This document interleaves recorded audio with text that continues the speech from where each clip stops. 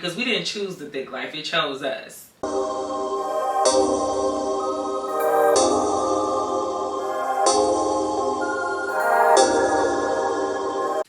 Hey guys, welcome back to my channel. We have officially hit 1,000 subscribers.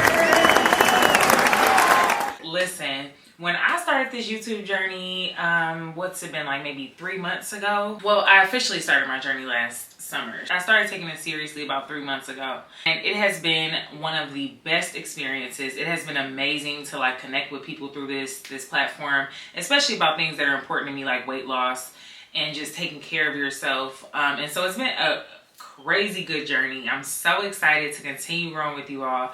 Cannot believe 1,000 of you are here and part of the gang, and I am so happy to have you here. Thank you so much. Thank you so much for making this journey that much more rewarding, because it literally feels like I am here for a reason, I'm here for a purpose, and I have people that are interested in what I have to share. If you are new here, or if you are not new here, I invite you to like, comment, and share this video with someone that you think this information could be helpful to. I also encourage you to just, interact with me in the comments. I reply to all of my comments. So make sure you let me know how you like the content. If there's anything you want me to talk about more specifically, maybe I touched on it and you want a more in-depth video about it. Or if you have questions that you want me to answer with the video, be sure to leave it in the comments so that I know what you guys want to see. Today's video is going to be a little bit different than previous videos where I normally talk about my weight loss from a more practical standpoint. We are going to get a little bit personal. Y'all have seen me talk about my weight loss journey. I've talked a little bit about just where I started, where I am now, but one thing I have not talked about is growing up thick. In my video about my weight loss journey, I talked a little bit about growing up as the chubby kid.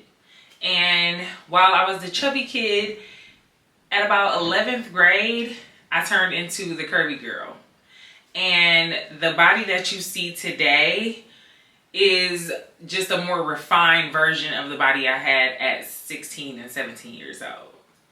And if you are a woman who grew up on the curvier side, you had hips, you had butt, you had a shape, you dealt with a lot. You dealt with a lot. And your body image issues often stem from a lot of things that you experienced during that portion of your life. And for me, that looked like being over-sexualized at a very young age. And it also looked like not knowing exactly what to do with this body that I had. I was never the attention seeker when it came to my looks. When you grow up the chubby kid, you really do lean a lot into your personality. And that was what I did. I leaned into my personality. And so my looks became secondary, especially as I was growing up, because I didn't want the focus to be on my size, right? I didn't want the focus to be on my body or how I looked. When I got to high school and realized that, like I said, I'm in 11th grade, I'm starting to come into my own, puberty is hitting, and I'm starting to develop this shape that was once just fluff. I found myself very, very confused about how to deal with that body that I had. And being over-sexualized at a young age, I noticed that the boys in my school weren't necessarily attracted to me, but the men in the neighborhood were. It looked like being diminished and almost defined by how you looked. I made some notes because I know this video is going to be a little hard for me to get through. Going from being overweight as a child to developing very, very early, it's just a lot of mental strain. And it took a lot of mental gymnastics to not get lost in the sauce. Another thing was, for me, I didn't necessarily have like the most healthy, positive reinforcement at home.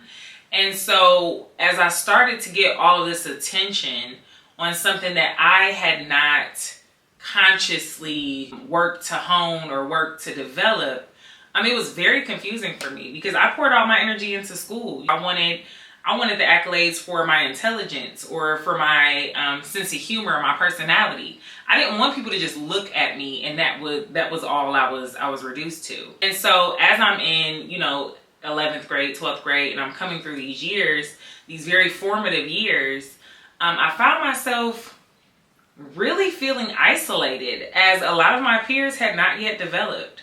You know, I developed breasts at a very young age, you know, and I had, like I said, these hips and this butt at a very young age. And so while I had peers who had not yet developed, I was met with the challenge of being a child, but managing a lot of attention that a woman was already getting. And it was very, very hard for me. And even now, as I navigate this digital space, I still find myself I'm a little challenged on how I want to show up, because I don't want to be defined by my body. I don't want to be defined by my looks, but I also don't want to feel like I'm hiding. It's crazy how something that really was difficult for me as, you know, a child is something that has kind of reared its head to be a bit of a challenge as an adult, just to navigate it so that I'm showing up in the way I want to show up. And I'm not succumbing to any pressures or anything like that to make myself come off a certain way. And as a curvier girl, right? I'm not yet a woman, I'm 16 years old. As a curvier girl, you are over-sexualized to a point where it is very easy to lose your sense of self. The attention I received went from, you know, your grades are good, or you're involved in these programs, or you're in these clubs and you're performing well, and all the things that were tied to who I wanted to be, which was someone that was seen as, you know, intelligent and funny and kind and all of those things.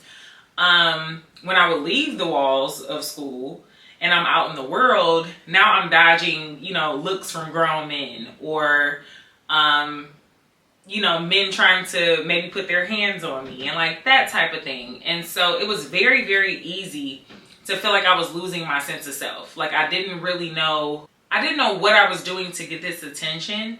And also, without that healthy reinforcement at home to remind me that my body has nothing to do with who I am, and that my intelligence or whatever it is I want to show up as is what's important. Without that healthy reinforcement, the world began to really take form in my head and in my life in a way that just was not healthy. And as, you know, as things like BBLs and plastic surgeries have become more commonplace, especially in the past like 10 years, it's been very, very hard to just exist without all of these stigmas finding their way to me through other people, right? Another thing is, you know, I'm this chubby kid. I start to develop this shape, but I'm not small by any means. I'm still chubby, but you know, I have this shape now. After going through my weight loss journey, I thought I was going to feel more confident and more settled in my appearance after losing weight, because my weight had always been such a sore spot for me. But after getting to the point where I had lost this weight and I still had this shape and all these things, I found myself even a little more self-conscious and insecure, because now that I have this body, I'm garnering a different type of attention that I'm just not that crazy about. I am a social media girl, okay? From the days of Black Planet and Crush Spot, MySpace, Facebook, Instagram, Twitter, TikTok. I've always loved connecting online. I've always loved to share online what I have going on. And with my weight loss journey, it was really a way for me to create this sort of like visual diary of the progress I was making with my weight loss. I never wanted to have to stop showing up online to not feel so self-conscious about my body or about who I was. I think that the girls who have dealt with the things that come with being curvy for most of their lives, I could see that maybe some of us are still kind of in a very weird space with our bodies, because unfortunately, growing up in many Black households, you are not taught how to navigate this naturally curvy body that you have without there being some type of negative connotation. So if you're the curvy girl in high school or the thick girl in high school, you're fast. You know, my mom always tried to get me to wear baggier clothes or to cover up my shape in ways. In school, when they would make rules about wearing shorts and stuff like that, it was like, oh, you know, on this girl with a big butt, these shorts are inappropriate, but on this girl who's very slim without much of a shape, they're totally fine. And so you deal with all these like very disruptive type of criticisms as you're coming up, and they take root in a very like deep type of way. I feel like it's almost something that like it's in my bones in some ways that I'm trying to combat some of these stigmas that I've been faced with over the years. But as I get older and as I am in a space of owning every single part of myself, the parts that are good, beautiful, ugly, hard, difficult, easy, whatever part of myself it is, my body is one of the first places I've had to start. It's been hard to dissect some of the ways I feel about my body, and that increased male attention and inappropriate male attention, I would say, especially on the internet, it starts to lead to like damaged perception of yourself. It has been a journey to get to a point to where I don't feel defined by how I look, and I don't feel diminished in any other way because of how I look. Or it's funny because I get a lot of comments about confidence and how I exude confidence. How do I seem so confident? How have I overcome this? And I believe at the end of the day, I am fully confident and 100% okay with the person I am. Whether I look one way or the other, the person I am is who I have invested in so heavily over the years. I'm not saying that I don't still struggle with perceptions of myself where my body is concerned, but I will say that by investing in the person that I am over the way I look, I have a much stronger foundation than I've ever had.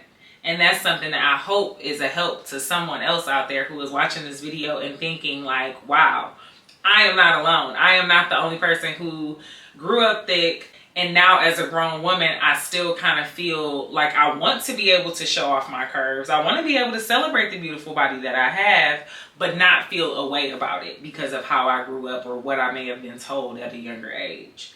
And so I hope that word is a blessing to you. So like I mentioned before, in all of this, it has been so important that I continue to take the wheel on how I choose to show up online and in the world, right? I'm a woman in fashion and I'm a woman in fitness. Two spaces where your body is your calling card, right? Your body is what people pay attention to, especially in the fitness space, right? Now, one thing I can say is that I don't care about internet trolls. Like, internet trolls cannot get to me. And I know that that's something that a lot of people, a lot of creators especially, struggle with. Internet trolls do not get to me. And so when you are in the fitness space and you are a curvier woman, I'm taller, I have cellulite, you know, I have a fupa, I have all the things, okay? Being in that space, you're subjecting yourself to criticism. You're subjecting yourself to people picking you apart and choosing all the little things that they see wrong with you and making sure that you know that they see those things wrong with you. I said an internet troll cannot bother me. You have to believe that someone who you'll probably never see in person, and you also have to think about the psychology behind someone who sits on their phone or computer or tablet or whatever and choose to tear people down instead of lifting people up. And you would never want to get caught having a conversation or an argument with somebody of that caliber. So when it comes to internet trolls, don't even see them, right? I don't even pay attention to them. But I am a woman in fitness and I am a woman in fashion. And in those two spaces, I have had to choose to show up the way I am comfortable showing up. So with my brand, W by Crystal White, the shirt is from, the earrings from, the necklace is from W by Crystal White, my athleisure brand. And I can talk about it in another video, how that whole thing happened, because honestly, growing up thick led me to start my business. Because it was the vehicle for me to learn how to best dress this body in a way that I always feel confident in what I'm wearing. I wear my brand almost every single day. And it's not for shameless self-promotion, right? Because you can't always even see the logos. But for me, it is about being in clothes that make me feel so comfortable that I can do anything. I have had to choose to show up the way I am comfortable showing up. And so I don't retouch photos. I don't edit my cellulite out. I don't edit my dimples out. The fupa is here to stay. And I choose to show up my big, bold, beautiful self however I look that day. Now, that's not to say that it may not be a day where I'm like, dang, you feel a little fluffy or you're not feeling your best today. But it's to say that I'm always going to make sure that I am putting my ideal self forward, and not in a fake way, but I never want to lean too much into my insecurities. I never want to lean too much into the things that make me self-conscious, because then you breathe life into them. And I never want to do that. I never want to breathe life into my insecurities. When I post things, sometimes it's a way for me to remind myself like, hey, the body you have right now, the way you look today is perfect. It's fine.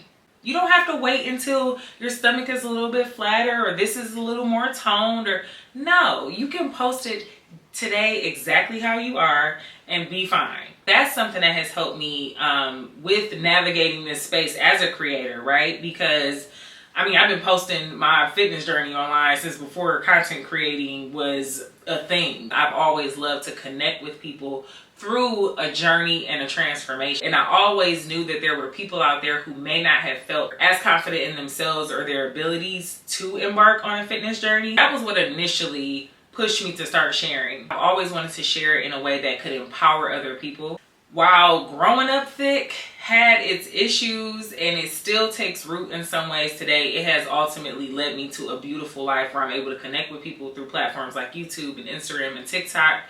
But it has also led me to empower women through personal training and my fitness journey, which is something that I think is really, really powerful. This video is for the thick girls because we didn't choose the thick life, it chose us. I want you to know that your beauty is not wrapped up in your body. Your beauty is in the person that you are, in the spirit that you have, and in what you have to offer the world beyond that body of yours. I hope this video helped somebody. I hope this video felt good to you. I want my YouTube to be a place where the girls can hang out. Anybody watching feels a connection through my content and they feel empowered through my content, and that I'm being motivating and inspiring with what I'm sharing and positive and uplifting with what I'm sharing. That's why I started this channel. I just know that I'm not the only woman like me that feels like me about a lot of things. That's what this channel is for. I don't know where this little emotional rant came from, but I'm gonna cut it off here.